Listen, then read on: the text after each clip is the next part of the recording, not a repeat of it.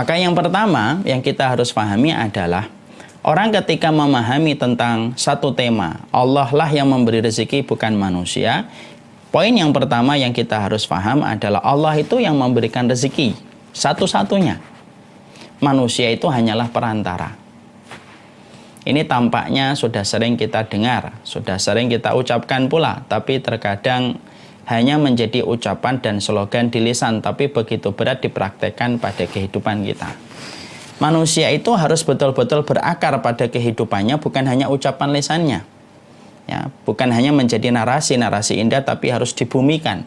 Salah satu perkara yang harus kita kebumikan dan yang harus kita bumikan pada kehidupan yang kita sudah dapatkan dalam ilmu, yaitu membumikan sebuah konsep bahwasanya yang memberikan rezeki pada kehidupan kita itu adalah Allah, bukan manusia.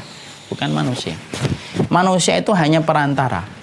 Fulan yang hari ini menjadi atasan kita perantara. Bukan berarti kalau menjadi perantara kita akhirnya tidak hormati dan tidak berterima kasih. Tidak, tetap kita hormati dan berterima kasih. Tapi tema yang pertama, poin yang pertama adalah memahamkan betul, membumikan pemahaman bahwasanya konsep rezeki kita itu diatur sama Allah. Dan Allah itu zat yang tidak pernah salah. Allah itu zat yang tidak pernah zalim. Dat Allah itu zat yang tidak pilih kasih.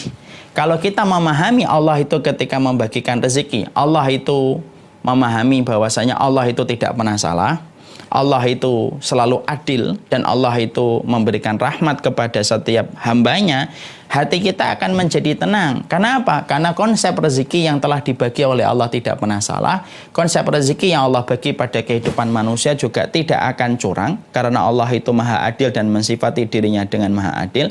Dan kita faham bahwasanya Allah ketika memberikan rezeki kepada hambanya, pasti akan memberikan sesuai dengan kasih sayang Allah yang tidak terbatas kepada setiap makhluknya. Allah itu lebih cinta sama kita daripada kita mencintai diri kita.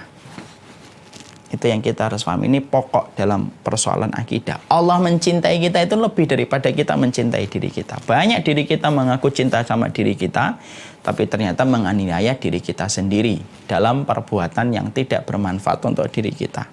Kalau Allah itu mencintai kita, kalau Allah mencintai kita, tidak pernah salah, dan Allah itu adil, dan Allah telah menetapkan bahwasanya yang memberikan rezeki pada kehidupan manusia itu adalah Allah, harusnya apapun kondisinya, apapun keadaannya, pandemi atau tidak pandemi, sesungguhnya kita tenang. Kenapa?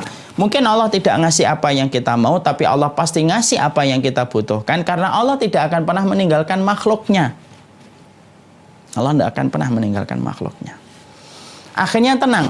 Walaupun kita kerja di pabrik minyak sekalipun, ketika kondisi ekonomi sedang luar biasa turbulensnya, ditambah lagi harga minyak per barel sedang turun, banyak kemudian kantor minyak sudah memangkas karyawannya. Tapi karena kita tahu bahwasanya yang memberikan rezeki itu adalah Allah, bukan harga per barel setiap minyak, bukan ditentukan oleh kantor dan neraca ekonomi yang sedang meroket atau sedang turun drastis, maka kita tetap tenang. Walaupun kita tetap berikhtiar sesuai dengan apa yang kita mampu dan kita rangkai pada kehidupan untuk menjemput keutamaan yang Allah tebarkan. Tapi akhirnya kita tenang. Kita tenang. Konsep ini tidak akan pernah kita jumpai dalam konsep kehidupan materialistik. Konsep kehidupan materialistik tidak akan pernah mengatakan kepada manusia untuk tenang ketika neraca ekonomi sedang turun. Tidak ada kita temukan. Karena selalu dalam konsep teori materialistik itu adalah bagaimana setiap orang itu tenang ketika kuantitas hartanya banyak. Kita bukan di situ. Kita adalah orang yang telah diberikan nikmat oleh Allah, bahwasanya kita telah ridho Allah sebagai Rabb yang kita sembah, Muhammad sebagai Nabi yang kita ikuti, dan Islam itu sebagai agama yang kita yakini. Dan Islam itu menawarkan kepada kita konsep rezeki itu datangnya dari Allah. Sehingga ketika kita memahami itu, tenang pada kehidupan kita dan tidak ada yang bisa membuat kita itu terusik. Setan tidak akan berhasil membuat kita takut menjadi miskin. Karena apa? Karena sesungguhnya miskin itu mentalitas. Merasa kurang itu mentalitas yang dibuat oleh setan. Karena apa? Mungkin ada yang fakir, tapi insya Allah walaupun dia fakir akan dicukupi oleh Allah. Karena konsep Allah ketika membagi rezeki, Allah memberi apa yang dibutuhkan walaupun terkadang tidak memberi apa yang kita inginkan. Akhirnya tenang dan bersahaja, tidak risau dan tidak gelisah.